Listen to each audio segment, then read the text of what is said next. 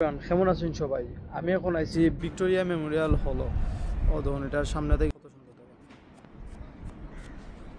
বড় কিছু মনে হয় করছো শুনি, খুবই সেরা। যাই হোক, ভিতরটা আরও সেরা হইব। তেমন মানে ব্লগটক আপলোড করবার টাইম পাইলাম না, বুঝছেন নি। গতকালকে পৌঁছেছি এখানে ভোর 4:30টার দিকে। তারপরে আপনার 5টা 6টার মতো বাজি গেছে আপনার ইমিগ্রেশন ডান কইরা, লাগেজ টাগেজ সব কিছু নিয়ে হোটেলও পৌঁছাইতে। সো আর টাইম পাইছি না। আর